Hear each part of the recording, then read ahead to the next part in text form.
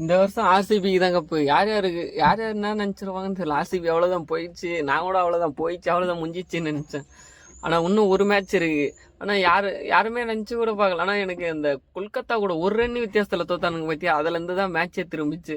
ஏன்னா உமன்ஸ் ஐபிஎல்லில் பார்த்தீங்கன்னா கரெக்டாக இதே மாதிரி தான் ஒரு ரன் வித்தியாசத்தில் டெல்லி கூட தோற்றுருவாங்க.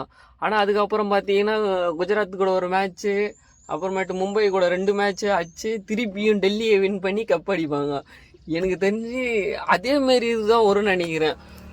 இப்போ சென்னை கூட ஜெயிச்சு அதுக்கப்புறம் சன்ரைஸ் கூட விளையாடும்னு நினைக்கிறேன். சன்ரைஸ் கூட விளையாடி அதுக்கப்புறம் அதுக்கப்புறம் ராஜஸ்தான் கூட விளையாடும்னு நினைக்கிறேன். ராஜஸ்தான் கூட விளையாடி லாஸ்ட்டில் கொல்கத்தா கூட விளையாடி கப் அடிப்போம்னு நினைக்கிறேன். எனக்கு தெரிஞ்சு அப்படி தான் போகணும்னு நினைக்கிறேன்.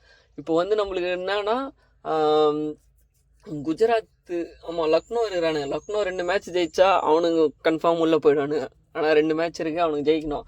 அப்படி இல்லைன்னா நம்ம வந்து எப்படி சொல்கிறது, கரெக்டாக சேசிங்கில் 18 ரன் வித்தியாசத்தில் ஜெயிக்கணும். 18 ரன் வித்தியாசத்தில். அப்புறமேட்டு பவுலிங் போட்டால் 11 பால் வித்தியாசத்தில் ஜெயிக்கணும். ஜெயிச்சா நம்ம வந்து சிஎஸ்கே முன்னாடி போயிடும். அப்படின்னா கப்பு நம்மளுக்கு தான். எனக்கு தெரிஞ்சு இந்த வருஷம் ஆர்சிபிக்கு தான்ப்பா கப்பு. கோலி நல்ல இதில் இருக்கான், ஃபார்மில் இருக்கான், எல்லாமே நல்ல பிளேயர் தான். சிஎஸ்கே அவனை செத்திங்கடா, வாங்கடா இப்போ வந்து பேசுங்கடா, இதுக்கப்புறம் இருக்குதுடா உங்களுக்கு. எனக்கு தெரிஞ்சு ஆர்சிபி தாங்க இந்த வருஷம் கப்பு இருக்குது.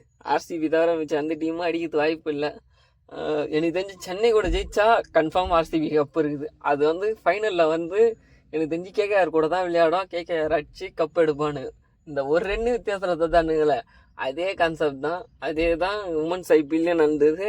அதே மாதிரி தான் இப்பயும் நடக்க போகுது. கப்பு ஆர்சிபிக்கு தான். ஈசாலா கப்பு நமது.